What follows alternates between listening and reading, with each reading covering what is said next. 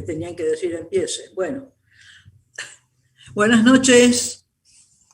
Soy Josefina Racedo. Como integrante de la dirección de la revista La Marea, les doy la bienvenida. Antes de decirles algunas recomendaciones para seguir desde sus respectivos dispositivos el desarrollo de esta mesa, tengo que decirles, por un lado, que estamos peleándole a la tecnología para que uno de los integrantes de la mesa pueda acceder, porque hay alguna dificultad. Y además que ha sido importante para nosotros el año pasado decidí que nuestra revista continuaría saliendo, pero en forma digital. Sin perder la esperanza de volver a la versión en papel, trabajamos para que los artículos, las notas de actualidad puedan llegar a quienes ya nos conocen y ampliar a nuevos lectores y seguidores, que entre paréntesis lo conseguimos. Las fake news han provocado una conmoción pública. Con este mecanismo de control en momentos tan difíciles para nuestros países, en especial el nuestro, podemos abrir esta primera mesa con la inquietud de que qué es lo que pasa con la comunicación y la realidad desde estas falsas noticias que invaden las redes. Antes de presentar a los invitados de esta noche, les recomiendo a quienes están dentro del Zoom utilizar el chat para hacer las preguntas que luego trataremos de acercar a los expositores al finalizar la ronda entre ellos.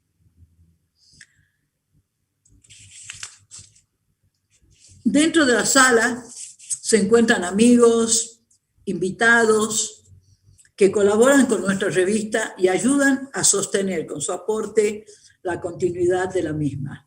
Y eso nos alegra mucho. Bueno, ¿quiénes son los tres integrantes de la mesa? La periodista y de muchas otras artes, Sibila Camps, que es la que está peleándole a Internet. Le seguirá el periodista tucumano Sebastián Pizarello. Y finalizará la psicóloga y psicóloga social y de otras artes, Rosa Nassif. La duración de cada intervención es de 15 minutos como máximo, para que podamos tener la agilidad del desarrollo sin inconvenientes. Al finalizar los tres expositores van a dialogar unos minutos entre ellos, a lo mejor tienen algo que compartir después de haber expuesto cada uno sus ideas. Y tenemos algunos compañeros de La Marea, como Cristina Mateu, como Julián Monti, que son los que nos van a ayudar, a mí, a que esas preguntas que podamos acercarles, bueno, sean posibles. Porque ustedes van a ir escribiendo en el chat y ellos van a ir leyéndolas. Y al final de esa ronda vamos a ir leyendo aquellas preguntas que podamos acercar a los expositores o en general, como cada uno escriba, y nuestros expositores se han comprometido a dar respuestas breves para que puedan también tener espacio otros que quieran preguntar o han querido preguntar. Entonces vamos a empezar con Sebastián Pizarello, que es un, como les dije, periodista tucumano. Quiere decir que en este momento lo tenemos con nosotros.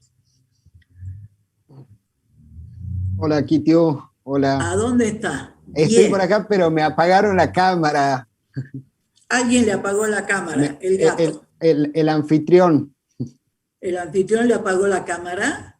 Sí, me la tienen que reiniciar para que yo pueda aparecer. No la puedo reiniciar yo. A ver. Si no, pruebo, salgo y vuelvo a entrar. ¿Mejor?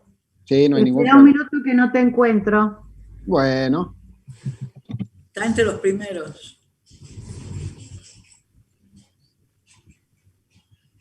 Ahí estamos. Listo. Bueno, ahora Bienvenido, sí. Sebastián.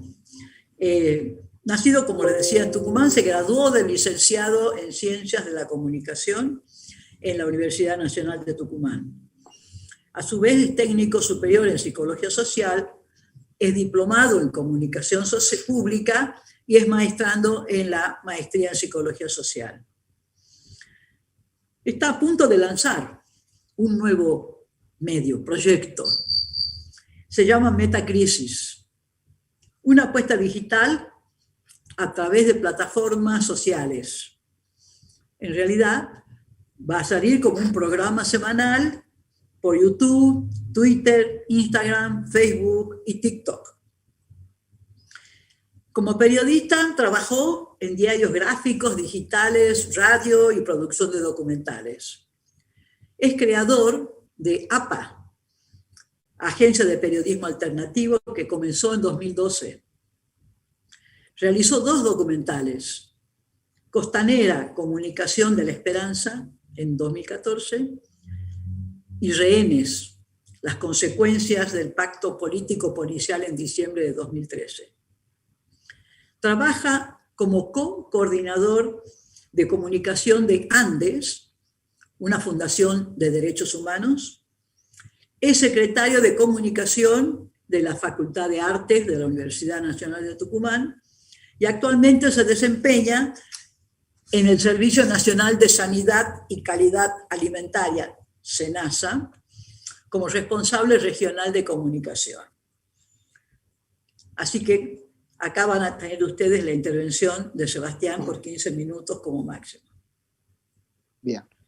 Bueno, Josefina, muchísimas gracias por esta presentación.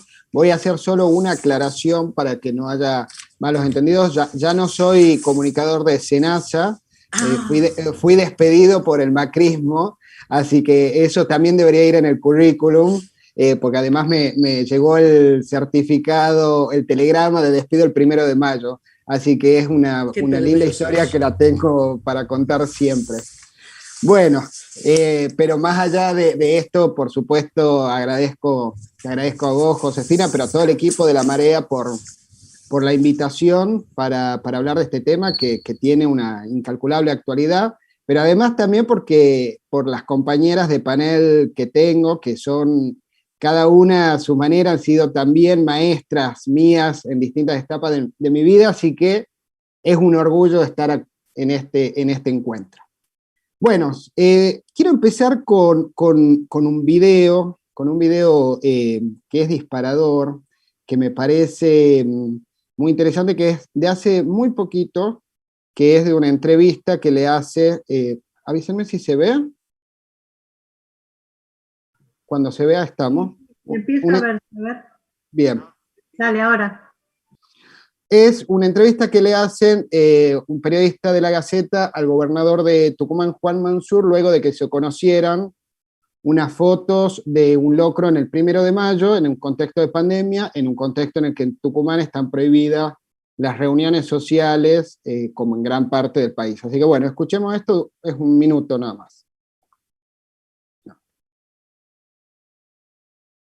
Usted pidió justamente que la gente no se reúna por el Día del Trabajador, sin embargo se lo vio mucha gente reunida, sin barbijo, en espacio cerrado. ¿Por qué? Primero, no fue un espacio cerrado. ¿Se vieron fotos? Sí, no fue un espacio cerrado. Obviamente todos los que conocemos y los que conocen Pampa Mayo saben que es un lugar rural, digamos, y estas reuniones, digamos, se dan en el marco de grandes extensiones, digamos, ¿no? Así pero que mucha gente, o sea, es lo que sí, pero mucha gente, pero todos muy separados. Lo que se ve es la foto en el cual se coincidió, pero yo como médico y como sanitarista obviamente sé muy bien, digamos, cuáles son los cuidados y cuáles son las recomendaciones y obviamente hemos cumplido con todos los protocolos. Ahora, distintos sectores se preguntan cómo va a hacer usted para pedir restricciones si se muestra violando esas restricciones. En realidad, digamos, lo que se hizo fue lo que hoy le estoy comentando, digamos, fue un encuentro en un ámbito rural muy separado, muy espaciado, en el cual fue un encuentro muy ameno. ¿Me parece un buen mensaje? Hay que seguir insistiendo en todo lo que son los cuidado, en todo lo que son las prevenciones, en todo lo que tiene que ver con lo que es el marco de esta pandemia, ¿no? Y permanentemente seguir insistiendo. Bueno, la verdad que este video tiene muchas cosas para analizar. No me quiero detener mucho porque la verdad que el video habla por sí solo, o sea, mientras Mansur va describiendo su versión del encuentro, su interpretación del encuentro, las fotos van mostrando exactamente lo contrario, ¿no? Por acá está también acompañándonos Ana Quiroga, creo que ella lo describiría como una desmentida de la percepción, ¿no? Esto, cómo estas voces legitimadas, con poder, autorizadas, desde ese lugar que tienen, dicen o lanzan informaciones o dicen cuestiones que que generan un mensaje a la sociedad muy contradictorio y que tiene efectos, por supuesto, en nuestra vida práctica. A mí me parece interesante porque además esta entrevista la hace un periodista que es muy joven, Matías Aguad, tiene 25, 26 años, es parte de una nueva generación de periodistas que está surgiendo en Tucumán, pero en toda la Argentina, pero no deja de ser de La Gaceta, ¿no? Creo que La Gaceta no hay mucho, no me quiero tampoco detener en esto, pero es el diario más importante de Tucumán, un diario que sigue marcando la agenda para el resto de los medios, un medio que ha tenido además un rol de complicidad, digamos, como muchos otros medios con la última dictadura militar, pero que lo central me parece, y lo más interesante es que es un conglomerado de empresarios que tienen otros intereses económicos, que no son los del medio, sino que intereses que están en la construcción, en el campo, digo, es una empresa con intereses diversificados. Con esto apunto que hemos cometido algunas veces errores en ciertos análisis, de analizar a estas instituciones o a estos medios, digo, hago una autocrítica, sin tomar en cuenta la complejidad que implica de estos trabajadores y estas trabajadoras que intentan plantear nuevos discursos o nuevas problemáticas o nuevas visiones en un diario que, sin embargo, no deja de ser, ¿no?, en un medio de comunicación que no pierde la matriz de lo que en sí mismo surge y el rol que ocupa dentro de nuestro orden social y en la construcción de poder y en lo que es finalmente su objetivo, que es la ganancia, ¿no?, la acumulación de ganancias. O sea, la línea editorial de un medio, como es La Gaceta, pero de cualquier otro, siempre está definido por el lugar que ocupa en el orden social, ¿no? Y que esa línea siempre está, digo, finamente recubierta por operaciones simbólicas que lo que hacen es intentar legitimar los intereses particulares de esos medios, o de un sector social, de una clase social, como los intereses universales o del conjunto de la sociedad. Me quiero empezar a introducir en el tema, porque me parece importante poder primero hacer cierta definición de lo que son los medios de comunicación, que siempre están recubiertos por un mito, que es un mito de la independencia, un mito que les ha sido muy funcional en los últimos, desde su existencia, para poder revestir sus discursos y poder hacer que sus discursos sean mucho más efectivos. Pero a veces pasan estas cosas, ¿no? Títulos de este tipo, ¿no? China ahora admite que sus vacunas tienen una baja efectividad.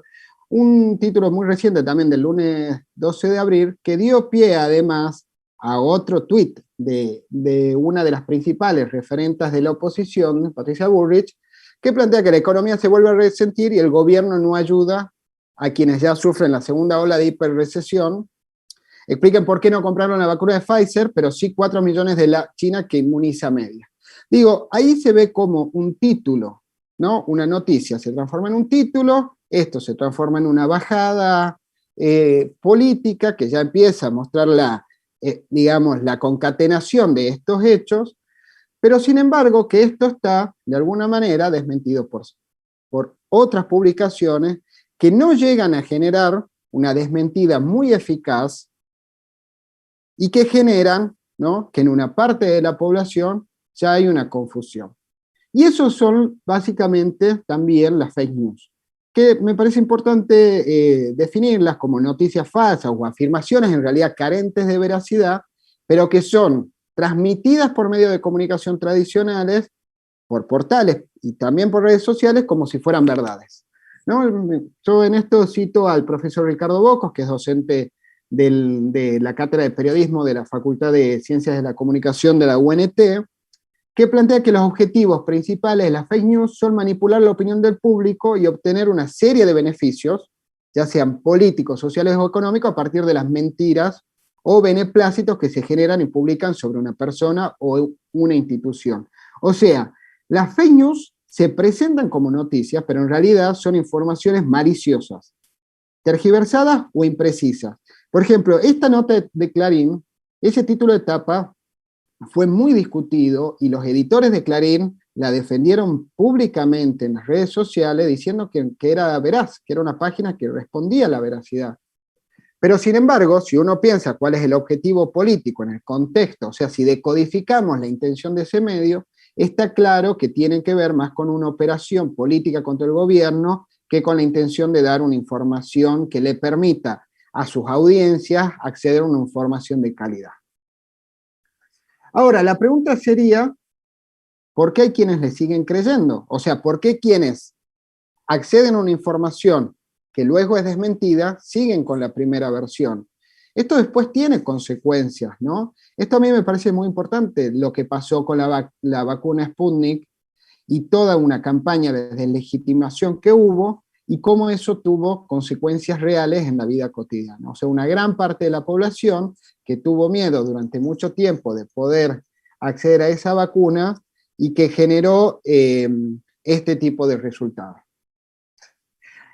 Para Ernesto Calvo, que es un autor que escribió un libro que es muy interesante, Anatomía Política de Twitter Argentina, plantea que lo que suele suceder es que en las redes sociales los usuarios se organizan por comunidades de intereses y por lo tanto acceden a información que está acorde, ¿no?, con sus ideas previas o con sus prejuicios, ¿no?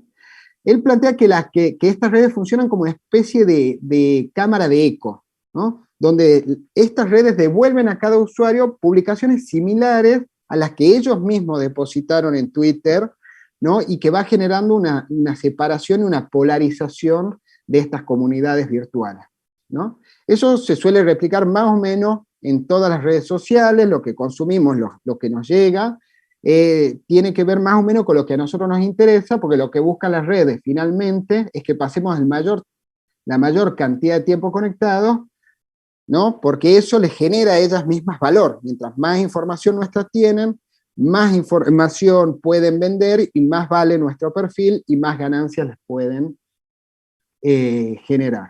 Pero bueno, por lo tanto, una noticia que luego fue desmentida, que se demuestra que fue un fake news, en una gran parte de la población ya queda instalada y queda internalizada como algo cierto. Porque le cuadra con sus ideas, porque lo dice una voz legitimada, porque se lo dijo muchas veces, ¿no?, por variadas razones.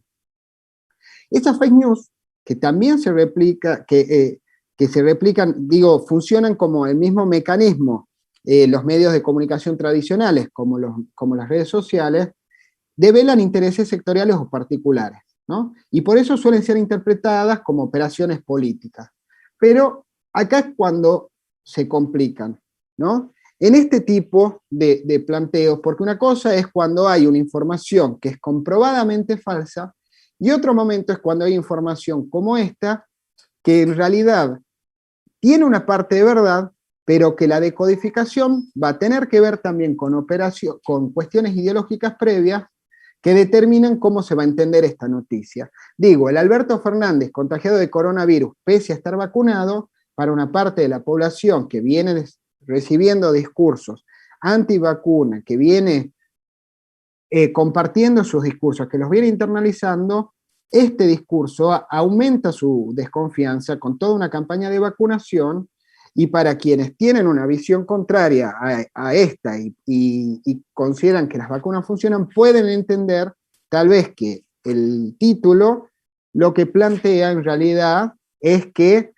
la vacunación no te garantiza no ser contagiado. Digo esto, otro debate que fue muy interesante, pero que para mí viene a introducir un punto que para mí me parece central, y agradezco haber empezado porque estoy seguro que Rosa va a poder explayarse más en el tema de si es posible conocer la realidad. Y ese es un debate que por supuesto que es central, porque es filosófico, pero es práctico también. Pero como yo sé que ella lo va a hacer muchísimo mejor que yo me voy a detener en una cuestión. ¿Cómo es? Sebastián, 2 minutos te quedan, por favor. Bueno, voy sintetizando, voy apurando, ya voy cerrando. ¿Qué es el sentido que se le da a esa realidad? ¿No?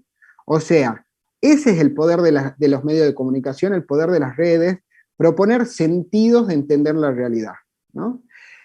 Cómo descifrar la realidad, cómo entenderla. Además, plantean una lectura del mundo que triunfa cuando se vuelve sentido común o cuando se vuelve, ¿no? Que se termina volviendo ideología dominante. Por eso, a veces no es tan importante si los medios cubren o no algo, sino el sentido con el que lo cubren. Digo, hoy lo que está pasando en Colombia, claramente, si fuese que está pasando en otro país como, por ejemplo, Venezuela, los medios tradicionales, dominantes y hegemónicos de la Argentina, tendrían otra lectura de lo que está pasando, ¿no? Distinta a la que están teniendo actualmente.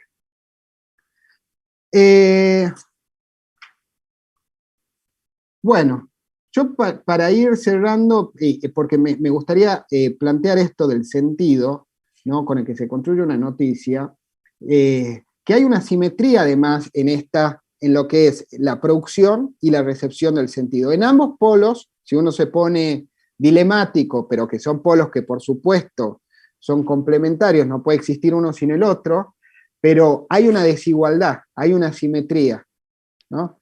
No es simétrica, hay un poder que puede determinar cómo ese sentido, cómo esa realidad se va a interpretar y se va a descifrar.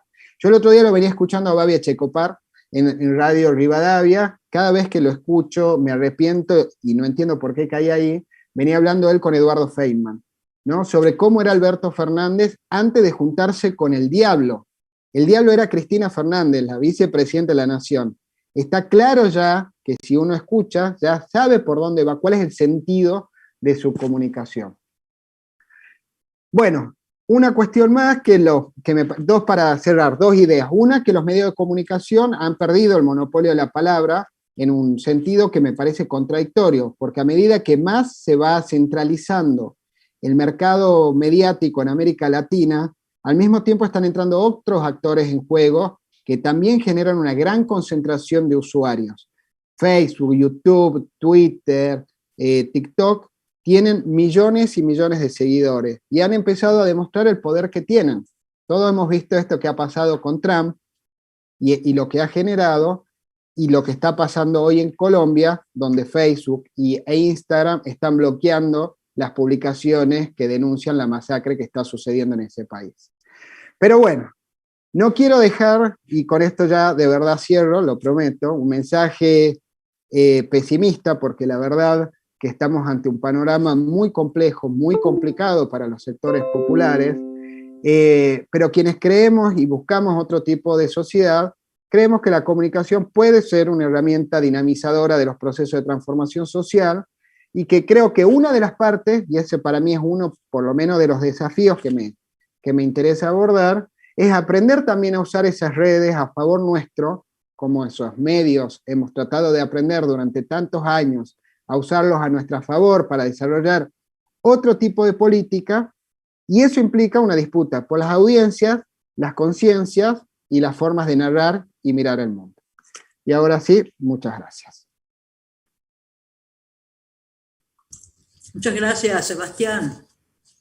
Vamos a avanzar en esta tarde, noche, con los aspectos que ya empiezan a salir en su intervención. Ya tenemos a nuestra amiga periodista Sibila Camps para que vamos a escuchar sus aportes. Por ahora, tengo que decir que haré una más que breve síntesis de su trayectoria. ¿Por qué? Porque nacida en Buenos Aires, profesora de literatura y lenguas modernas, egresada de la UBA. Se inició en el periodismo en el año 77, en el diario La Opinión, donde trabajó hasta que cerró en el año 81. Fue colaboradora permanente en revistas del diario La Nación, en Humor, escribió en Búsqueda, Vigencia, Salimos, El Porteño. Entre 1983 y 2013 trabajó en Clarín en información general, sociedad y otras áreas de aquel diario. Se especializó en la cobertura de desastres y emergencias, salud, ambiente, pueblos originarios, género, problemática social y cultural. Ha recibido premios: ADEPA, Asociación de Empresarios Periodísticos de Argentina, menciones especiales de la Sociedad Interamericana de Prensa, la Agencia Nacional de Noticias por los Derechos de la Infancia de Bolivia, por el INADI, la Dirección General de la Mujer de la Ciudad de Buenos Aires, con el premio Lola Mora en el año 2013. Desde el 93 se desarrolla como tareas docentes en ADEPA, en universidades argentinas y del exterior y para medios latinoamericanos. Junto con Luis Paso escribió libros como este: Así se hace periodismo, manual práctico del periodista gráfico; Ladran Chacho, investigación biográfica sobre Carlos Chacho Álvarez; y Justicia, televisión, la sociedad dicta sentencia. Pero los que sí publicó posteriormente por su autoría son El Sheriff, Vida y leyenda del Malevo Ferreira; La Red, la trama oculta del caso Marita Verón; Periodismo sobre desastres, cómo cubrir desastres, emergencias y siniestros sin medios de transporte, en medio de transporte; y Tucumantes, un relato para vencer al silencio, sobre la persistencia de los efectos del terrorismo de Estado en Tucumán. Y sigue escribiendo. Desde el año 2008 integra PAR, Periodistas de Argentina en Red, por una comunicación no sexista, y participa en actividades de capacitación en periodismo, comunicación y fotoperiodismo con perspectiva de género. Como docente del periodismo ha dictado más de 70 cursos, seminarios, talleres en universidades y medios de Argentina, Perú, Ecuador, Paraguay, México, Bolivia, Honduras, Nicaragua, Guatemala y Estados Unidos. Por supuesto que seguiríamos, pero prefiero que doña Sibila nos acerque su palabra real y podamos compartirla. Bueno, buenas tardes. Gracias a Josefina por la invitación. Gracias a todos y a todas. Pido por favor que saquen la placa. Yo voy a pedirles cuándo la pueden poner. ¿Puede ser? Así nos distraemos con esto. Bueno, mil gracias y disculpen lo que fue, digamos, el mal trago y el cortar clavos de comunicarse con Zoom. Bueno, empiezo por lo siguiente. Plantearles que un desastre, una emergencia y una pandemia lo es a niveles difíciles de cuantificar, se caracterizan por dos cuestiones: el caos y la incertidumbre. No se sabe qué pasa, ni por qué pasa, ni menos aún qué es lo que puede pasar después. ¿Qué va a pasar? ¿Qué puede pasar? Por lo tanto, tampoco sabemos qué tenemos que hacer ni qué es lo que no tenemos que hacer, para que no siga pasando, o al menos para que no empeore la situación, para que no nos pongamos en riesgo, para salir de la situación en la cual estamos. Saber qué es lo que está sucediendo, por qué está sucediendo, cómo evitarlo o cómo reducirlo, nos permite tomar las decisiones adecuadas. Por ese motivo, en situaciones de desastre y de emergencia, la información es un bien muy preciado, indispensable. Voy a recalcar un poco acerca del valor de la información. Como les decía, la información sirve para tomar mejores decisiones. Me refiero, obviamente, a información de calidad, a información completa. ¿Sirve para qué? Para no preocuparse por lo innecesario. Para no preocuparse, pero sí ocuparse. Ocuparse estableciendo prioridades, es decir, no me voy a ocupar de cosas que son secundarias en este momento, que quizás se planteen más adelante, pero sí me ocupo de lo que es urgente, de lo que es inmediato. Sirve también para organizarse, para no perder el tiempo en cuestiones superfluas. ¿Esto qué permite también? Que la información sirva para bajar la ansiedad. Ahora bien, en una situación de pandemia, ¿quiénes deben informar? ¿Qué es lo que deben informar? lo que no deben o no deberían informar. Y por un lado, una inmensa responsabilidad indelegable por parte de las autoridades, en especial las del área de salud. Buena parte de esa responsabilidad también, y no solamente en una pandemia, sino en cualquier situación de desastre y de emergencia, también es compartida con quienes trabajan en los medios de comunicación. Digo quienes trabajan en los medios, no digo las y los periodistas, porque hoy en día se funden ambas cosas en desmedro del periodismo. Es decir, ¿cuán periodista es Viviana Canosa, por ejemplo? ¿Cuán periodista es Fabi Echecopar? Están al mismo nivel que quizá otros periodistas, o por lo menos que tienen trayectoria periodística y sin embargo están opinando al mismo tiempo. Entonces, a partir de acá voy a aclarar que me voy a referir a algunas generalidades y cuando hable de medios me voy a referir a los medios metropolitanos. En algunos casos tienen alcance nacional, a través de la televisión por cable y satelital y a través de Internet. Es decir, yo no puedo hablar por lo que son los medios de Tucumán, ni de Santiago del Estero, ni de Córdoba, porque a veces sí me entero de algunas notas, pero no tengo una visión, y por supuesto no de la radio ni la televisión locales. Bueno, esta pandemia hubo dos cuestiones en la Argentina, me atrevería a decir que en casi todo el mundo, conspiraron para que desde el comienzo no hubiera información de calidad. Se trataba de un virus nuevo, provocaba efectos desconocidos. Esa es una razón. La otra es el confinamiento al que debieron someterse las poblaciones para reducir su propagación. Confinamiento que también implicó aislamiento. Ese desconocimiento fue cubierto en buena medida desde la ignorancia. Por otro lado, el confinamiento llevó a una utilización intensiva de las redes sociales y de Internet, sobre lo cual agradezco que Sebastián ya haya hablado anteriormente porque me ahorra un montón de cosas. Con ese uso intensivo de las redes sociales y de Internet, también proliferaron intensamente las noticias falsas. Esto fue potenciado, aparte, por el hecho de que los medios de comunicación se encargaron de levantar y trabajar como si fuera un material informativo con esas noticias falsas. A veces diciendo que eran falsas y cuestionándolas, pero sin ponerlas en un contexto, y otras veces simplemente discutiéndolas o incluso aprobándolas, con lo cual les terminaron dando entidad. Ese es el gran problema, quedaron al mismo nivel que las noticias verdaderas, que los hechos reales. Entonces, el hecho de haberlas hecho centro de debates implicó darles una entidad que no solamente no merecen, sino que además es perjudicial, sobre todo tratándose de salud y de enfermedad.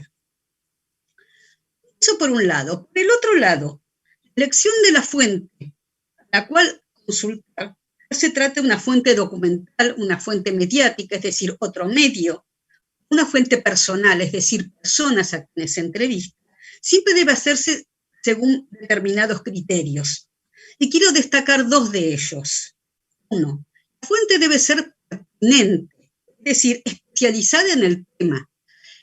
Si estoy hablando de una pandemia, no puedo entrevistar a astronautas, no puedo entrevistar a técnicos de fútbol, no puedo entrevistar a cualquiera que pase por la calle. Y otra cosa, la fuente debe ser idónea, es decir, tener la solvencia ética como para resultar creíble. En esta pandemia, tanto los periodistas, las periodistas, como conductores de programas, no fueron ni una de las dos cosas o ninguna. Por ejemplo, al comienzo, ahora sí pido por favor que me pongan la primera placa.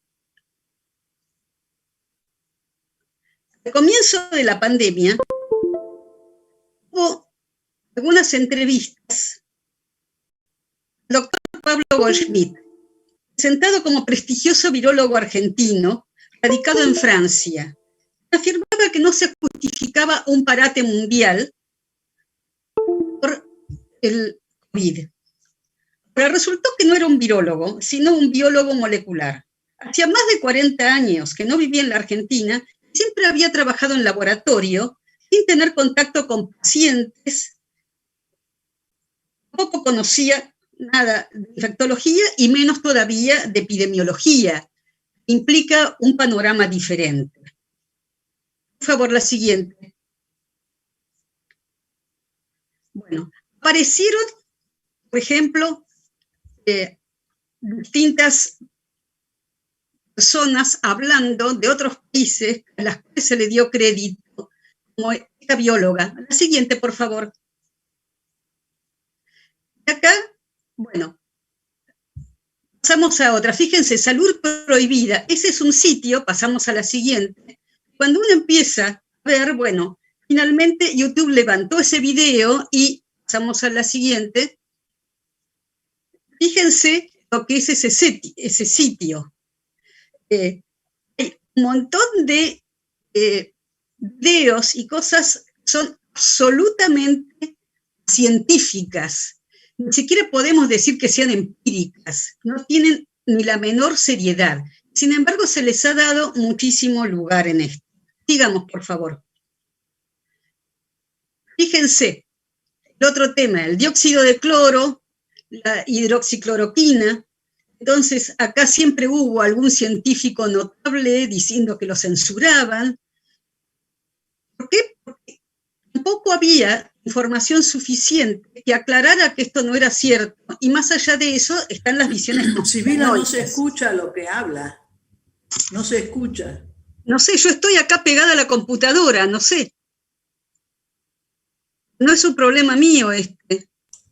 ¿Será que YouTube la ha muteado? No, es que puede ser que el video no vino con el Tampoco audio. te escucho. ¿Ustedes me escuchan a mí? Sí, sí, le escuchamos a ella también. A nadie. No, Algo no. pasó.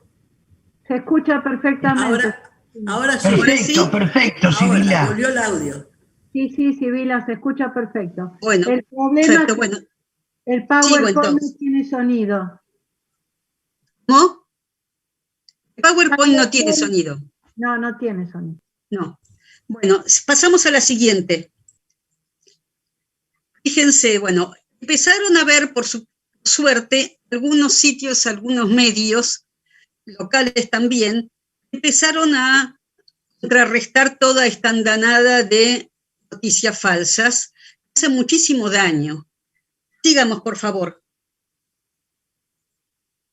Fíjense esto, casi la mitad de las cuentas que tuitean sobre coronavirus son bots, es decir, robots. Sigamos. Bueno, acá está lo que ya comentaba Sebastián, lo que pasó con Trump. Sigamos. Acá, por suerte, empezaron a tomar participación las autoridades de salud. Sigamos, por favor. Fíjense el disparate de las noticias falsas. En Perú llegaron a secuestrar 8 técnicos acusándolos de instalar antenas a celulares que traen el coronavirus. Han estado secuestrados. Es increíble esto. Sigamos después. Luego después, cada tanto vuelve a aparecer lo que yo llamo el terrorismo informático, es decir, aparece otro virus que ataca indiscriminadamente, como si fuera una mala película de terror. Sigamos también. Otra. Acá, esto lo vi hace poquito y me pareció genial. Un chiste de Daniel Paz. No, papá, esa es una noticia falsa. Pero ¿cómo va a ser falsa si dice justo lo que yo pienso? Y yo le agregué a quien puso eso, digo, si dice justo lo que creen, lo que quieren que crean, que yo crea, que yo pienso. No se escucha, Sibila. No, bueno, no es problema mío. Se escucha perfecto, se escucha. Bueno, entonces sigo. Bueno, no voy a detenerme, después aparecieron los médicos por la verdad, Bien. y a partir de los últimos meses, no, esto no paramos, por favor, saquemos esta placa. Y saquemos las placas, por favor. Gracias. Aparecieron los Médicos por la Verdad y en los últimos meses ya del año pasado los movimientos antivacunas. No voy a detenerme en todas las barbaridades que se dijeron, las que se dio espacio y tiempo en los medios, que es lo más grave. Sí considero importante resaltar que la falta de formación, de preparación en la cobertura de emergencias y de temas de salud, y sobre todo un nivel profesional muy bajo en el ejercicio del periodismo, provocaron que se pusiera en el mismo nivel noticias sobre hechos reales junto con noticias falsas y con opiniones, sin que las audiencias tuvieran casi oportunidad de cotejar y de buscar las fuentes para saber a quién creerle, qué creer, con qué argumentos. Y recalco lo de las opiniones, el sonateo permanente para llenar el tiempo, el espacio, termina mezclando la escasa información con los pareceres individuales y las subjetividades de personas que en su mayoría no están especializadas. En esta misma línea considero cuestionable el haber dado aire, en especial en televisión, las movilizaciones anticuarentena, que implicó haberles otorgado una entidad que ni cualitativa ni cuantitativamente tenían. Es decir, frente a quizá 3.000 personas que se juntaban, o 5.000 personas, había centenares de miles que se quedaban en las casas respetando el aislamiento, las normas, y cuidándose y cuidando a los demás. Ahora, hubo y sigue habiendo otro problema muy serio: la mala comunicación por parte del Ministerio de Salud y del Gobierno Nacional. Cuando el Ministerio de Salud de la Nación me refiero, y también del Gobierno Nacional. Mala comunicación a la población en general, mala comunicación a los y las periodistas. Sin hablar de las campañas a través de publicidad en los medios, que también han sido malas y sobre todo insuficientes. Lo personal, como periodista que sigo siendo, a pesar de que justo hoy se cumplen 8 años desde que me jubilé, pero sigo ejerciendo el periodismo de otras maneras, a veces me cuesta muchísimo encontrar la respuesta a las preguntas que me formulo, preguntas sobre justamente, bueno, esta vacuna, que hasta ahora se decía que se tenía que dar a los 21 días la segunda dosis, ¿se puede dar más adelante? ¿Qué pasa si se pasan las 12 semanas que se dice? ¿Pasa algo? ¿Tendría que volver a vacunarme con la primera dosis? Digamos, hay un montón de información que no encuentro en ningún lado, a pesar de que busco y busco. Pero lo que sí hago es chequear los datos informados en forma verbal por las autoridades, los publicados oficialmente por las dependencias a su cargo. Así descubrí varias veces, por ejemplo, lo que dicen el jefe de gobierno de la Ciudad de Buenos Aires, Rodríguez Larreta, y el ministro de Salud de la Ciudad Autónoma de Buenos Aires, Fernán Quirós, muchas veces en materia de números no coincide con lo que sus propias dependencias publican como cifras oficiales. Dicen una cosa y no es lo que está publicado en los partes diarios. Entonces, hay que buscar y cotejar. Es un trabajo que no deberíamos hacer todos nosotros y nosotras como ciudadanos y ciudadanas comunes. Tendría que estar esto ya elaborado. Ahora, quiero destacar el trabajo individual de algunas personas. Acá sí voy a la placa siguiente. Por favor, si me pueden poner la placa. La siguiente. Bueno, por ejemplo, Jorge Aliaga, que es doctor en física, fue decano de la Facultad de Ciencias Exactas de la Universidad de Buenos Aires entre 2006 y 2014, y él publica información en Facebook y en su web. Eso me importa muchísimo mencionarlo porque es una fuente muy interesante de información, de interpretación de datos además. Destaco también las notas serias, siempre bien fundamentadas, de Nora Barr, La Nación. Es una notable periodista científica. Es una verdadera excepción dentro del enfoque político opositor y a menudo destructor que tiene el diario La Nación. Cabe aquí una mención negativa, por supuesto, al lobby que están haciendo los grupos Clarín y La Nación, junto con América, por el laboratorio Pfizer. A partir de ayer, al menos Clarín, también por la vacuna de Johnson & Johnson, que realmente fue desfachatado.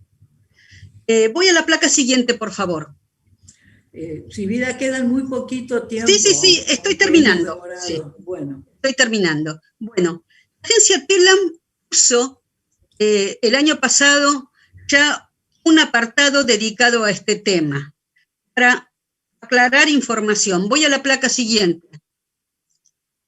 Así es como está hoy en día, se la puede encontrar abierta para todo público, y hay abundante información sobre el tema, muy bien clasificada, tanto para especificar si algo es verdadero o falso, una verdad a medias, o para explicar por qué es una noticia falsa. Incluye también toda la información de actualidad sobre el tema, especialmente de la Argentina, pero también del resto del mundo. Voy a la siguiente.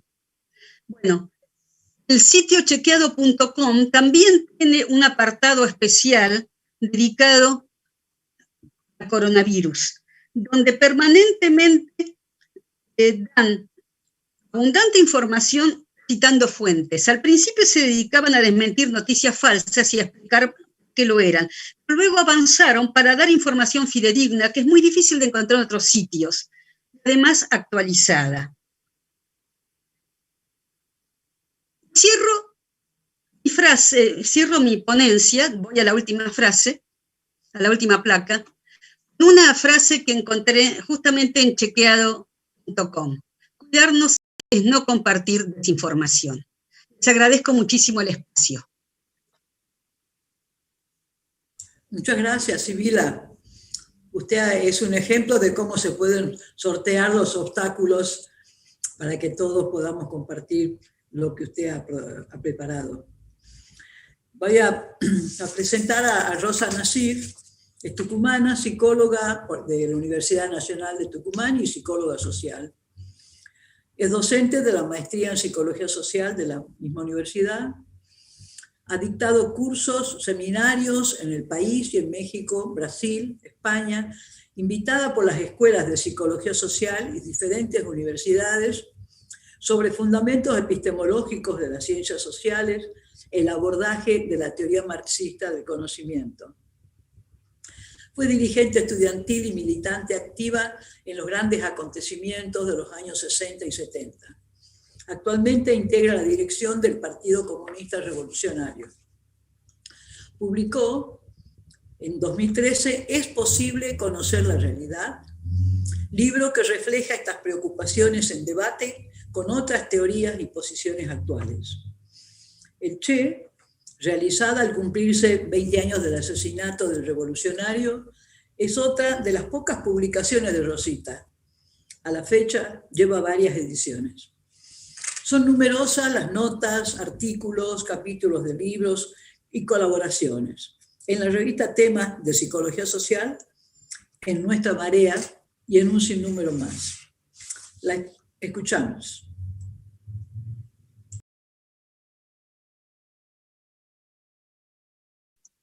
Bueno, buenas tardes. Muchas gracias por invitarme a este panel que en tan buena compañía de los que me han precedido, Sebastián, Sibila, y de todas las caras amigas que estoy viendo, y que muchas veces esta pandemia tan terrible nos han alejado físicamente, ¿no? Y nos terminamos encontrando y conectándonos gracias a esta tecnología que, como también han expresado acá Seba y Sibila, también sirve para perjudicar a la gente, ¿no? O sea que me parece importante, y desde el comienzo, poder sentar esta cuestión de la dualidad, ¿no?, que es propio de este instrumento tecnológico, y que en una sociedad cursada, conmovida por contradicciones de intereses y de clases, sucede con todo lo que es fruto del trabajo humano, ¿no? Esta disputa entre para qué y quién la va a usar, y sobre todo el tener conciencia, y acá la verdad que Seba y Sibila han mostrado con no solo claridad en la exposición, sino con los ejemplos visuales que han traído, muy bien seleccionados, cuáles son las opiniones dominantes, es decir, que estos instrumentos están fundamentalmente en manos de los mismos sectores que dominan en las otras áreas económicas y políticas de un país. Bueno, respecto a las noticias falsas, que también por esta otra moda de divulgar todo en inglés, ¿no? Se han impuesto como fake news. Me alegra mucho que ambos han hablado de noticias falsas para que entendamos bien de qué estamos hablando. Está claro en la exposición de ellos que se trata claramente de la producción y reproducción con la intención, además, de confundir, de transmitir opiniones engañosas, falsas, pero además con el objetivo de manipular la opinión pública, influir en la conducta tanto individual como social, y que por detrás hay siempre en quienes las crean, no es lo mismo en quienes la divulgan, ¿no? Intereses políticos y materiales que parte, digamos, de lo que acá han mostrado ambos, los que han hablado antes que yo, para hacerlo más corto, siempre hay, si se puede analizar críticamente, se llega a descubrir cuáles son las motivaciones y los intereses que están detrás. Bueno, lo que creo que es importante pensar que este tema de manipular la opinión pública no es algo nuevo. Uno puede decir que además se ha hecho como una necesidad de masas, cuando además las sociedades han tenido una actividad de una expresión pública, digamos, en la política y en lo social, de grandes masas, ¿no? Pero ya desde Maquiavelo planteaba que para dominar había que aprender en primer lugar a cómo se manipula y se engaña, ¿no? Pero es interesante, junto a la idea, a ver que esto no es lo nuevo, poder entender qué es lo nuevo. Es decir, ¿por qué esto de las noticias falsas se transformaron en la gran noticia, creo inclusive la más mencionada entre el 2016 y 2017? Y tiene que ver con que se pudo manifestar, digamos, uno de los grandes escándalos que tuvo que ver con poder descubrir la manipulación que hubo en las elecciones en las que fue electo Trump, ¿no? Y acá se pudo descubrir no solo la acción, digamos así, de mediática, es decir, tanto de los grandes medios y monopolios de difusión como el traslado de esto a las redes sociales, sino la connivencia entre, en este caso concreto, entre Cambridge Analytica, ¿no? Una agencia preparada para incidir en la opinión pública, y Facebook. Bueno, fue un juicio de repercusión internacional, pero ahí salió a luz, ¿no?, que la nube, que tiene inclusive este nombre engañoso, porque uno puede creer que es algo que no está en ningún lado, en realidad se ha transformado en un gran instrumento de manejo y monopolización de datos nuestros, que en forma en general bastante inconsciente lo transmitimos por nosotros mismos, y que están en poder de los grandes monopolios como Google, Amazon, Facebook. Esto a su vez, cuando Facebook compró WhatsApp, se transformó realmente en esta posibilidad ya a nivel micro de intervenir en forma dirigida para poder orientar, influenciar, incidir en la conducta de las personas. Yo no me voy a extender porque además los especialistas que me han precedido han hablado con bastante claridad de esta cuestión que hace a una de las dimensiones del fenómeno de las falsas noticias, que es el mediático, ¿no? Simplemente para mostrar también en algo práctico, como concreto, como fue lo de Trump, como dicho sea de paso, también Cambridge Analytica estuvo en el 2015 trabajando en la campaña electoral de Macri. Y fíjense, hablando de esto que decían ambos, que no hay que confundir la línea editorial y los intereses de un medio con determinados periodistas que pueden escapar a esto. Una de las cosas importantes para ver es que es Alconada Mon, del diario La Nación, el que investiga y da luz esta cuestión de que Cambridge Analytica estuvo trabajando con Macri, ¿no? Digo esto porque conocemos que no es la orientación del diario precisamente el antimacrismo. Bueno, decía que yo me voy a, en el tiempo que ya creo que he usado una parte, me voy a referir a otros aspectos de este fenómeno que tiene, desde ya en la complejidad que tiene varias dimensiones. Y hay dos particularmente importantes que tienen que ver, desde ya, además de la mediática y la política directa, con la dimensión psicológica y filosófica, ¿no? En lo psicológico, igual que lo que decía antes de lo nuevo, que es este uso de lo digital y de la tecnología de Internet que permite la velocidad, la vertiginosidad, la amplitud, la llegada, es decir, todo lo que a la vez es de extraordinario de este avance, ¿no? Para tener una incidencia global. Bueno, también en el terreno de lo psicológico se aprovechan de avances científicos, ¿no? Los mismos que a nivel de noticias falsas inducen a no creer en la ciencia, ¿no? Es decir, al negacionismo anticientífico que está detrás de alguna de esas propagandas que mostraron de que se podía tomar cloro para curarse, etcétera, etcétera.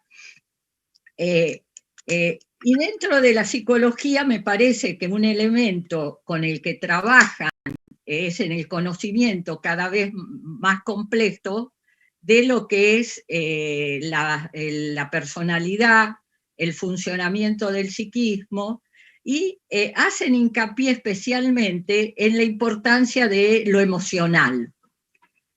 Pero a la vez elevan lo emocional, lo aprovechan, pero a su vez meten, digamos así, la idea de que es lo único que está detrás de la conducta de las personas.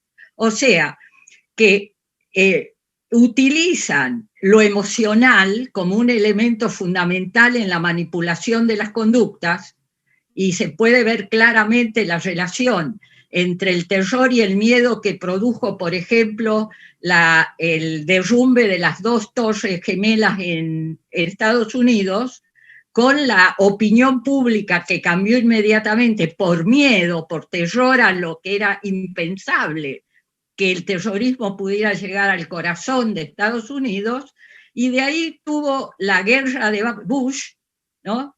Todo el plafón, digamos, de una parte importante de la opinión, y también estoy hablando de la Segunda Guerra contra Irak, donde terminan derrocando a Saddam Hussein, con una noticia que después se descubrió que era absolutamente falsa, que eran las supuestas armas químicas que estaban en manos de Saddam, ¿no? Creo que esto de lo emocional, ¿no? Y de la manipulación del emocional va unido a la secundarización, a la subestimación de todo lo que es racional.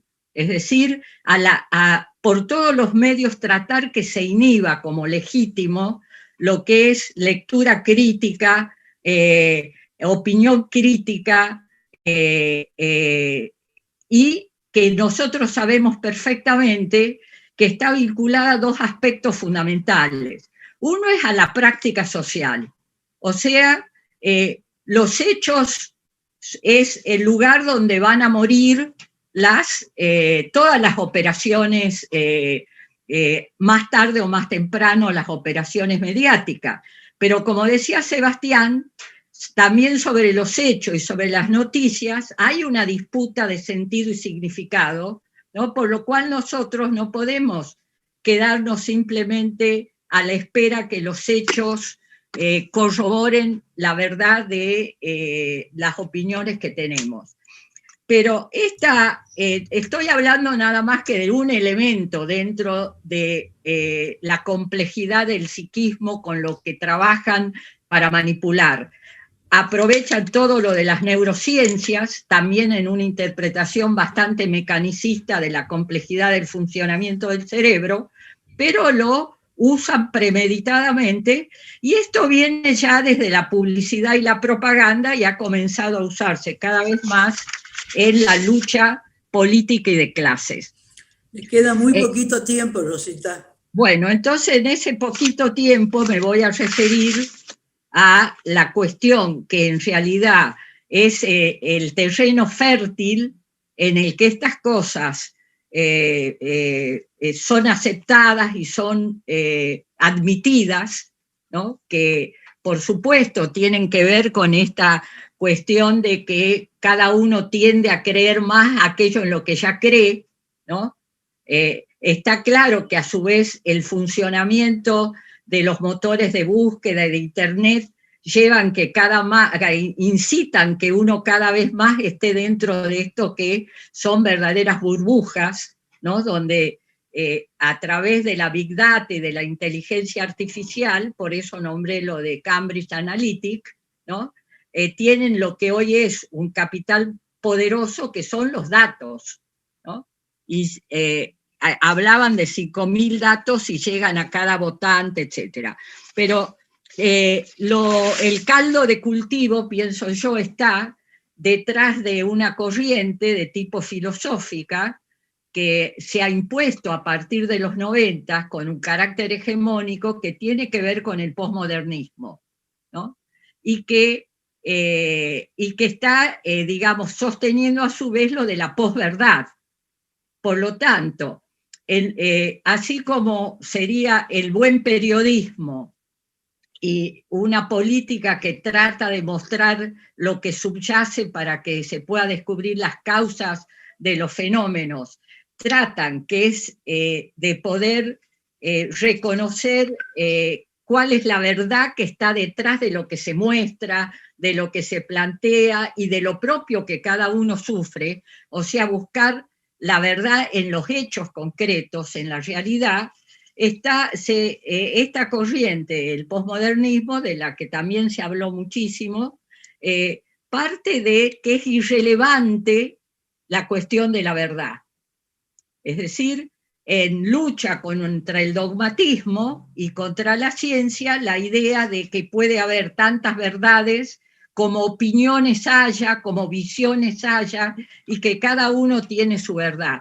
Y que por lo tanto la necesidad de indagar qué hay detrás de lo que se nos quiere vender en el sentido más amplio, desde los grandes medios y demás, se promueve que sea irrelevante, porque de todos modos pesan más las opiniones mezcladas, como dijo acá Sibila, mezclada información con opinión, con posición, ¿no? Y donde, bueno, es muy saludable, ya digamos para terminar, que lo que decía Seba de un nuevo de periodistas nuevos, ¿no?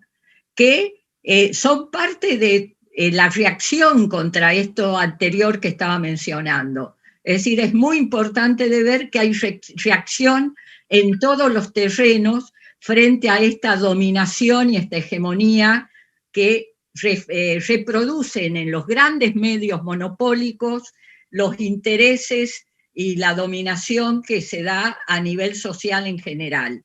Y que dentro de esos instrumentos está esta cuestión que me parece que es a lo que aporta este intercambio que ha propuesto La Marea, que es poder mostrar la importancia que tiene entonces desde la propia comunicación y desde los periodistas una posición activa alrededor de respetar los hechos, no aceptar que la objetividad es imposible, aunque siempre es relativo, pero que la búsqueda de la objetividad es una misión que tiene que tener el buen comunicador y el buen periodismo, la búsqueda de la verdad y poder, en definitiva, acompañar a algo que por suerte nosotros vemos en América, que es que las masas se rebelan contra todo esto. Acá Sebastián habló de lo de Colombia, una cosa extraordinaria, pero podemos ver que a pesar de las dificultades que genera la pandemia y la cantidad de sufrimientos y muertes, una de las cuestiones claves es que la gente no ha dejado de luchar y que el aspecto a su vez en el que las redes pueden servir, porque está en manos de todos nosotros y todos los medios independientes, es que no se oculte los hechos que van en la dirección de que cambie este mundo, que rompa esa idea de que este es el único mundo posible y que todavía sigue siendo necesario y a la vez posible luchar por cambiar esta sociedad. Que creo que esta es un objetivo que compartimos los que estamos acá. Gracias, Rosita. Vamos a avanzar en nuestra programación, como hemos organizado. Yo ahora les diría que esperamos que entre ustedes tres dialoguen unos minutos acerca de lo que, si bien cada uno va apoyándose o refiriéndose a lo anterior, ¿qué les sirve a ustedes tres esto que han expuesto, que han encontrado en la exposición de cada uno? No son muchos los minutos.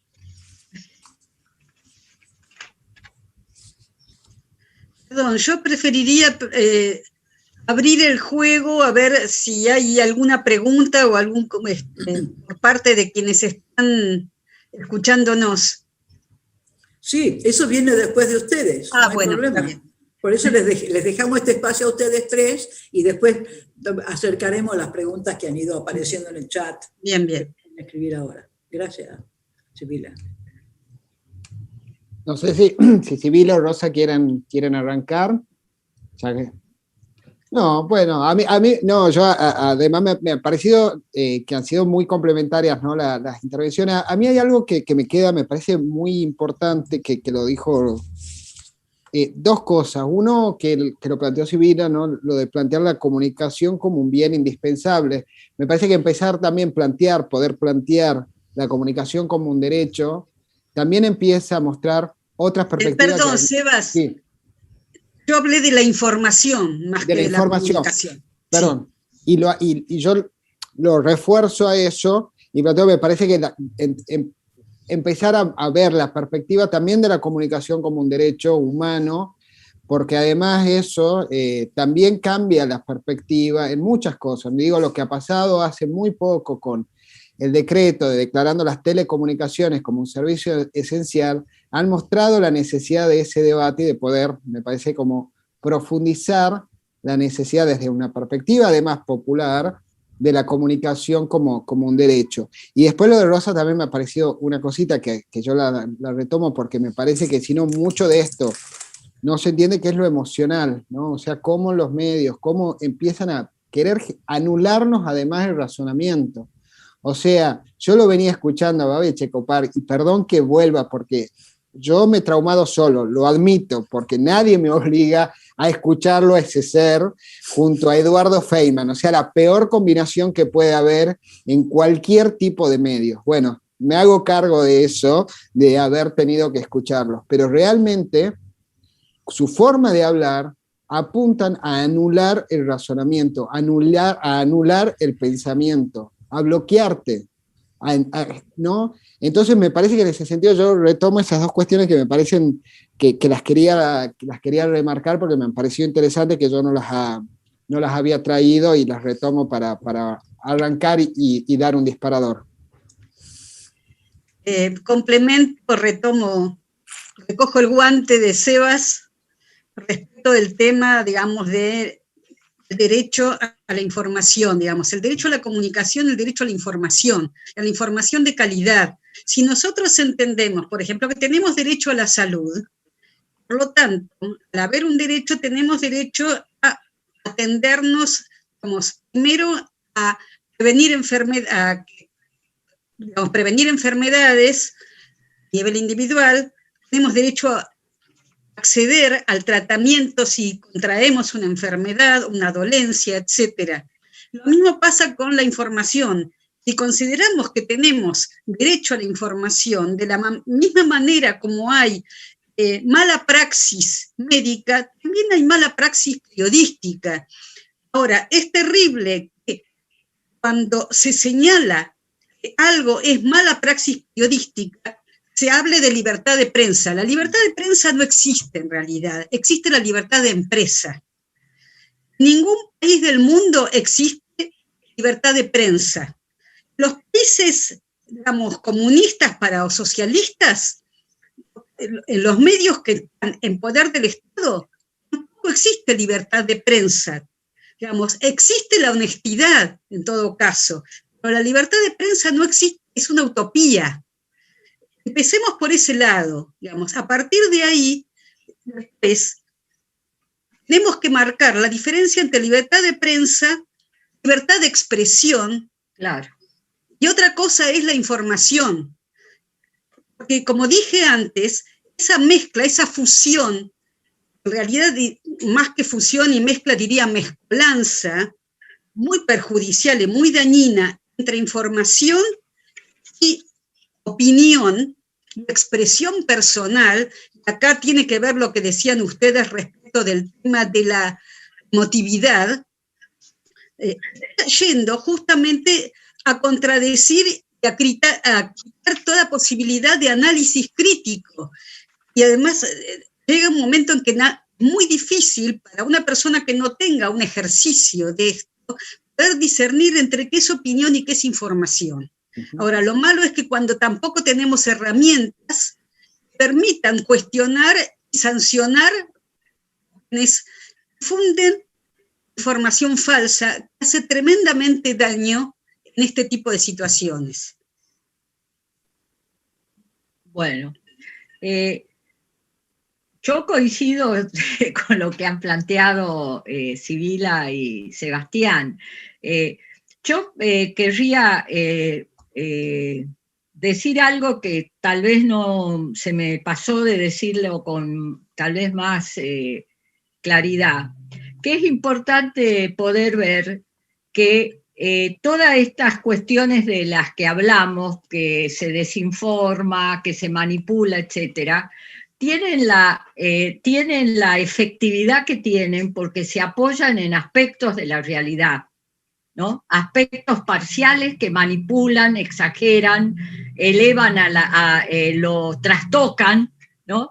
Que quería, por ejemplo, yo misma caí en algo que había notado que no había que caer, que hablar solo del triunfo de Trump vinculado a la operación de Cambridge Analytica, ¿no? Y toda la cosa, además del espectáculo y mediática de Trump. Pero no podría haber ganado Trump o tener la cantidad de votos que tuvo si no se apoyaba en la gran crisis que había en todo un sector social en Estados Unidos. Y algo que era realmente inexplicable era que parte de los votantes de Trump eran obreros que habían estado en la gran metalurgia y las grandes fábricas de Estados Unidos. Por lo tanto, se apoya, ¿cuál es el arte de la manipulación? Es decir, apoyarse en necesidades reales, en sufrimientos reales, en cuestiones que están en la vida concreta y práctica, en emociones que son totalmente legítimas, y cambiar el blanco, diríamos nosotros. O sea, en lugar de poder orientar eso a que se vaya a cambiar lo que produce el efecto, ¿no? Se termina optando, como pasa muchas veces en las elecciones, por algo que parece menos malo o es menos malo, o porque o sea, se elige a otro porque se entiende, pero si no fuera lo mismo en el tema de la pandemia que planteó Seba y Sibila, o sea, si no fuera algo que trastocó en forma tan tremenda nuestra cotidianidad, tampoco podría entenderse, ¿no?, cómo desde el comienzo, por esto de que además era algo no conocido, hubo una cantidad de operaciones desde el mismo hecho de cuál había sido el origen, si era un virus, bueno, todo lo que conocemos de esa operación, pero sobre la base que era algo desconocido. O sea que hay esa verdad, digamos, de buscar cuáles son las razones objetivas sobre las que se operan, porque nosotros no solo tenemos que atacar el fenómeno, digamos, de la fake news, de las noticias falsas, sino a quienes están detrás de eso, no el que refleja esa situación. Y siempre recuerdo lo que dice Bertolt Brecht, ¿no?, que hay que animarse a luchar por la verdad, porque la lucha por la verdad es peligrosa, porque también es luchar contra los poderosos, ¿no? Y que es por lo mismo que hace que la búsqueda de la verdad sea siempre una actitud de cambio y revolucionaria. Yo agrego una sola cosa a esto que lo que creo que traen estos nuevos medios conectivos, las nuevas redes sociales, estas nuevas plataformas, en realidad la acumulación prácticamente ilimitada de información que tiene de cada uno de los sujetos para poder hacer un trabajo mucho más fino, ¿no?, en cuáles son esos puntos sensibles de cada persona. Digo, eso es uno de los puntos que los algoritmos, y me parece que es uno de los debates que hay que tener con mucha claridad, cómo los algoritmos han ido determinando o reconociendo nuestros intereses en base a información que nosotros vamos proveyéndoles y que van afinándose cada día más y van teniendo cada vez más efectividad. Esto se ha visto también, y Trump es uno de los ejemplos muy importantes, pero también en Brasil, con la campaña de Bolsonaro para ser electo presidente, pero también en muchas de las provincias, de los distritos de Brasil y de los municipios de Brasil, donde se hizo un trabajo capilar a través de las redes sociales, principalmente de WhatsApp, con mensajes direccionados a comunidades, donde iban detectando cuáles eran los puntos más sensibles que podían tocar para generar una reacción con cierta direccionalidad. En ese contexto, digamos, la importancia de la fake news llevó a que de alguna manera Trump, en medio de una crisis social, política y económica, por supuesto, de Brasil, pero puede irrumpir en la escena pública, además con un discurso sumamente violento, y además, ya siendo presidente, seguir reproduciendo discursos mentirosos, con una legitimidad que le permite todavía seguir en campaña para una posible reelección. Digo, eso me parece también que es cierto, las condiciones son esas, ¿no? Nunca como poder contextualizar en cuáles se dan, pero también cómo ha ido avanzando el capitalismo y estas plataformas tan concentradas en poder acumular tanta información nuestra de una manera que nunca antes habían podido tener, y eso hace que sus operaciones y sus manipulaciones puedan a sí mismos ser aún mucho más efectivas de lo que estaban siendo hasta esta etapa histórica, ¿no? Tal vez. Me parece que podemos cerrar esta ronda, si ustedes no quieren agregar algo más entre los tres, para que podamos escuchar con la ayuda de las compañeras Cristina, que estaba atenta a las preguntas, o el compañero Julián, que ha estado atendiendo los que han estado viendo por YouTube. Les cuento que a las 7:30 de la tarde había 220 personas escuchando por YouTube. Y eso nos halaga a nosotros mucho, y a ustedes, claro, por ustedes tenemos tanta audiencia. ¿Te parece, Cristina, que ahora abramos la lectura? Sí, buenas noches. Quería agregar que nos están viendo desde Paraná, Mendoza, Tucumán, Avellaneda, Neuquén, Reconquista, Santa Fe, San Juan, Córdoba y desde Italia. Y que también nos están siguiendo y saludando desde el Facebook de la Marea, y que llegamos a 250 personas oscilando hacia arriba y hacia abajo. Así que bueno, les agradecemos a todos. Una de las preguntas que tenemos a Sebastián es, la herramienta de los sectores populares era el mimeógrafo, los periódicos, las paredes. En el siglo XXI, ¿se puede suplantar desde los medios digitales, siendo que la llave la tienen las clases dominantes? Qué pregunta además difícil. Bueno, lo primero que me surge de pensar es que es una cosa increíble la creatividad de nuestro pueblo, ¿no? Eso, yo tengo mucha confianza en ese sentido, en las posibilidades de organización, y este no es una confianza que se base en una fe, sino en cuestiones concretas, ¿no?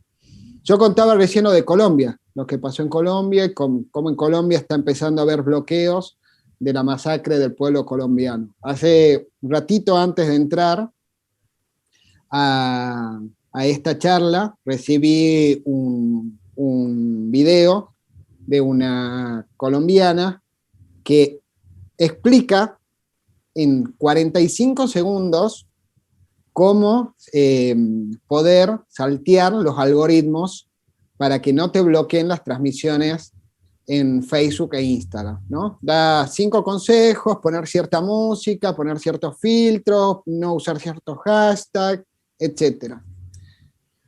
Digo, se empieza a generar siempre ante un avance del poder, una resistencia que yo creo que demuestra una creatividad muy fuerte.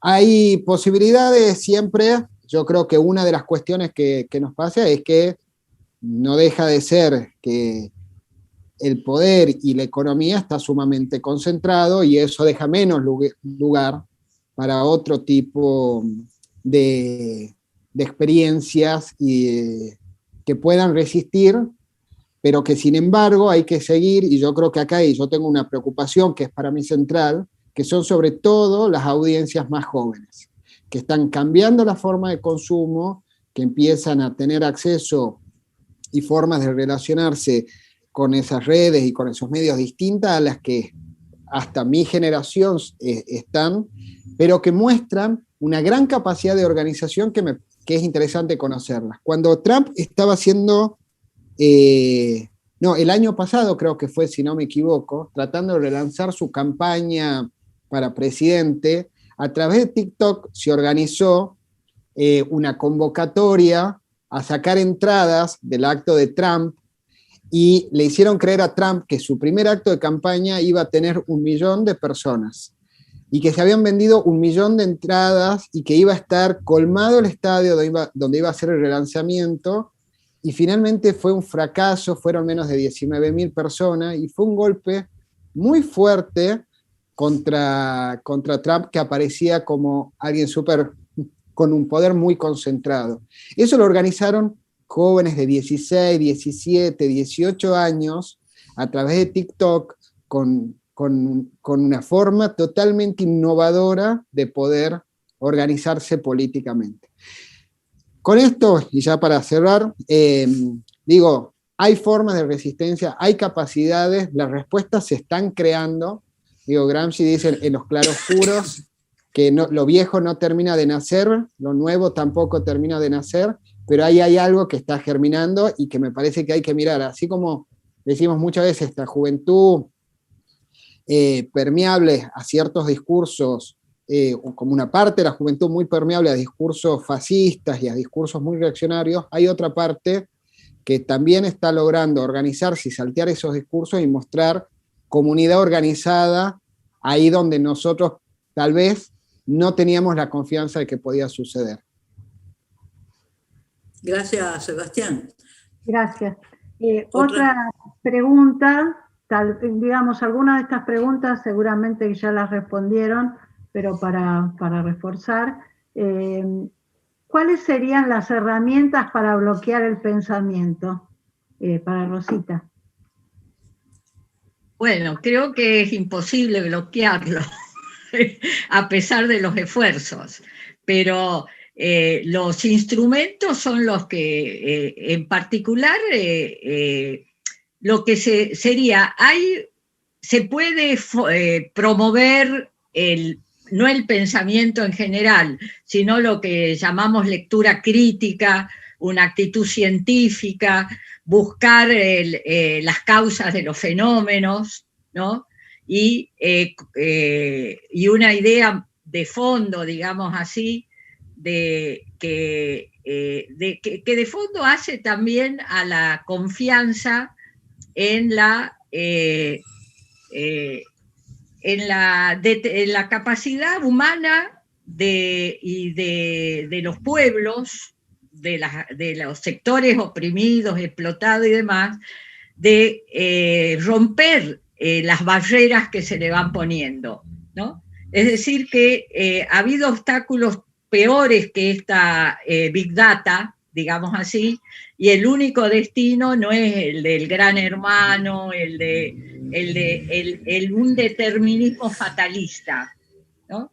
Porque, por un lado, los grandes movimientos se dan por las necesidades objetivas que existen, ¿no? Si no, no sería posible pensar cómo se puede, digamos, en medio de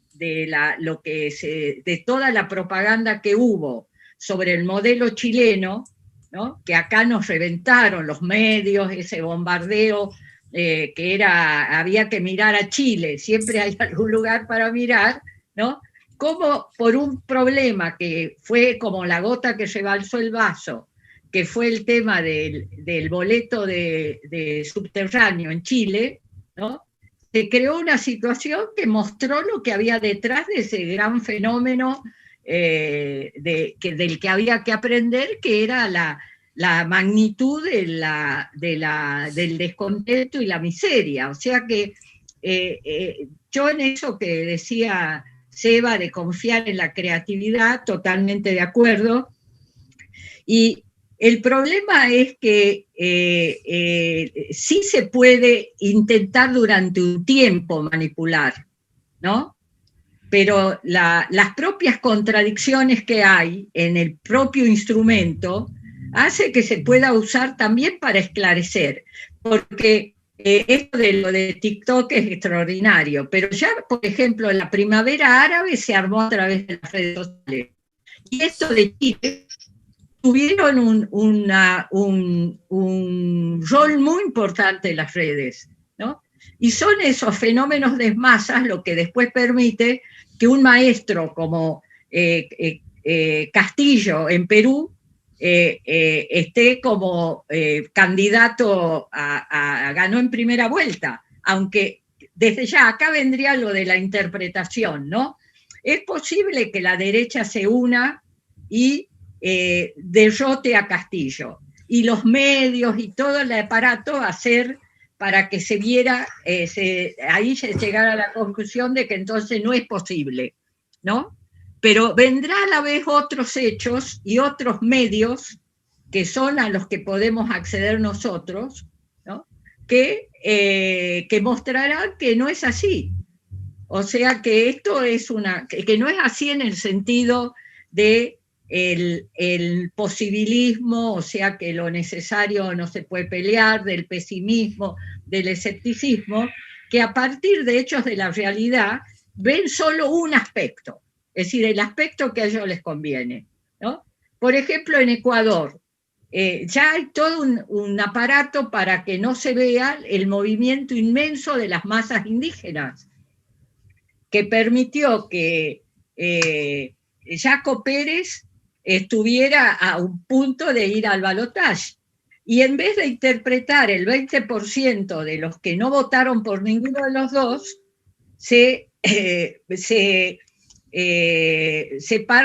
parte de que ganó la derecha de nuevo.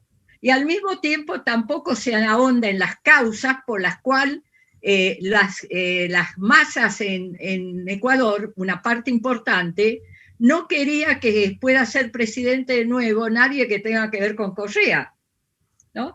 Quiero decir que a mí me parece que esta posibilidad de pensar que muchos la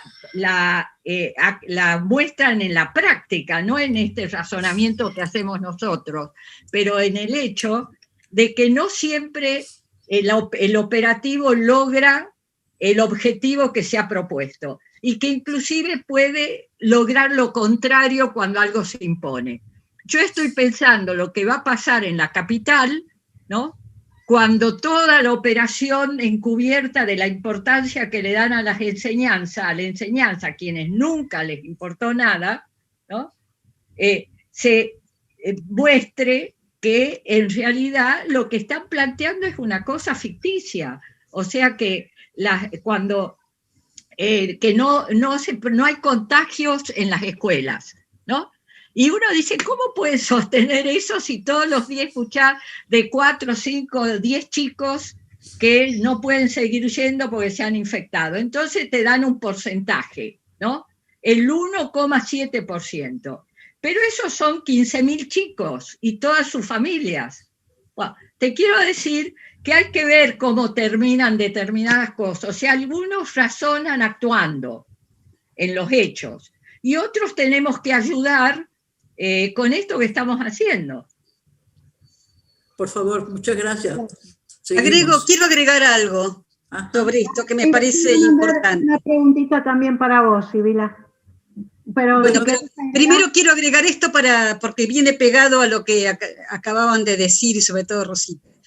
Es importante cómo a veces la propia realidad, los hechos se imponen. Es decir, llevamos ya una cantidad muy importante, por supuesto, proporcionalmente chica, pero una cantidad muy importante de personas adultas mayores que han recibido por lo menos una primera dosis de la vacuna, y la mayor parte del personal de salud ya tiene, la inmensa mayoría tiene las 2 dosis de la vacuna contra el COVID.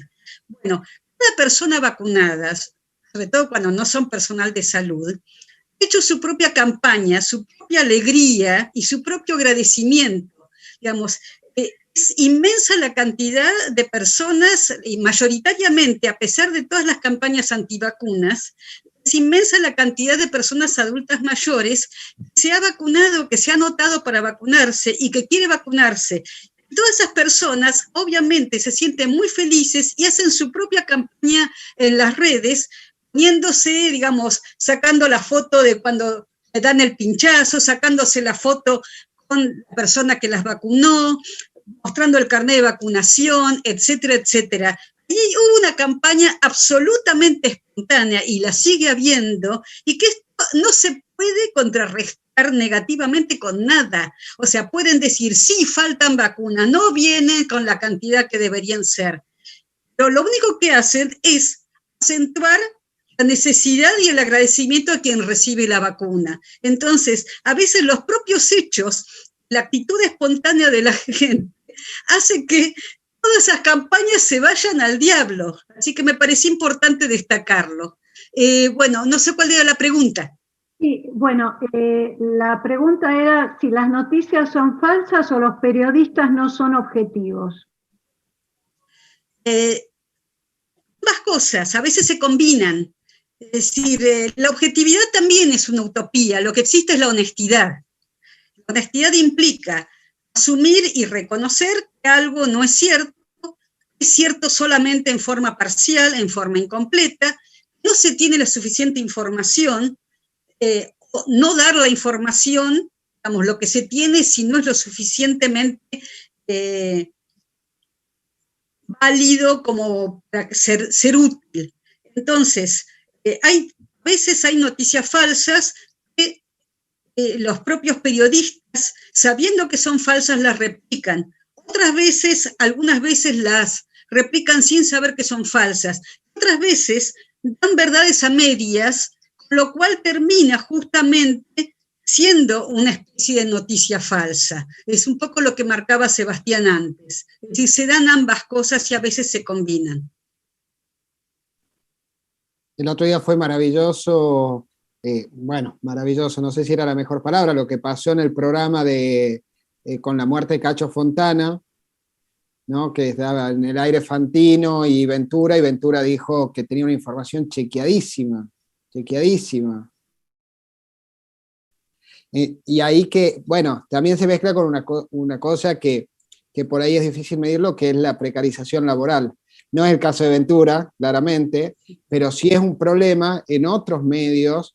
Digo, es como, yo tengo la sensación que hay operaciones fake news que son deliberadas, ¿no? Y que están organizadas y que están orquestadas, y hay otros tipos de fake news que también tienen que ver con condiciones laborales de los periodistas, y en esto sí me parece muy importante traerlo en esto, porque es difícil a veces medir la honestidad del periodista individualmente cuando hay una política además editorial de clickbait, por ejemplo, de generar una venta insaciable. O sea, el periodista cobra por cada vez que entran a una nota. Entonces generan títulos engañosos, generan noticias falsas que las reproducen, porque lo que necesitan es que más gente entre a esas noticias para poder ganar más plata a fin de mes. Entonces es un sistema también perverso de cómo se organizan en algunos sectores esta forma de plantear la información, que obviamente no son los grandes conglomerados mediáticos, que tienen otras intencionalidades mucho más oscuras tal vez. Quería agradecer especialmente a todos en Zoom, y quiero contarle tanto a Sibila, a Sebastián, como a Josefina y a Rosita, que bueno, mandan mensajes y opiniones sobre esto, pero que vamos, digamos, para abreviar, después se las pasamos a ustedes, los saludos y los comentarios, y solo estamos transmitiendo las preguntas para profundizar en cada una de sus exposiciones.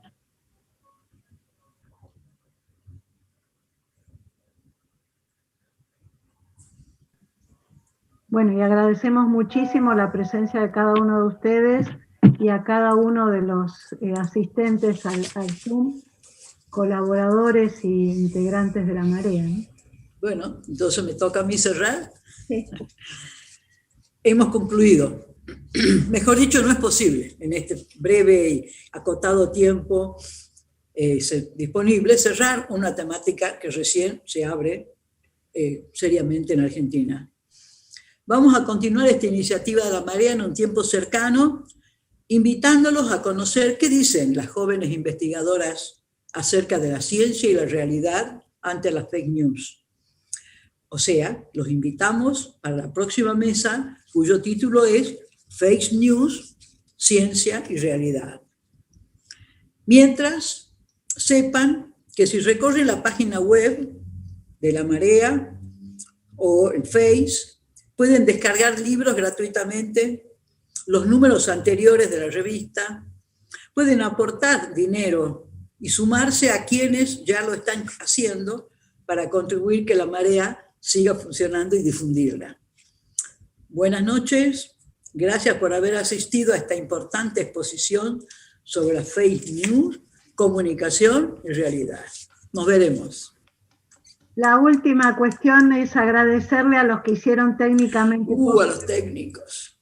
Sí, es que no tenemos los cartelitos que siempre aparece al final de la película, cámara, dirección de cámara, y bueno, en realidad somos los pocos que trabajamos para que esto salga bien, ¿no? Bueno, le agradecemos a Martín, a Julián, ¿ah?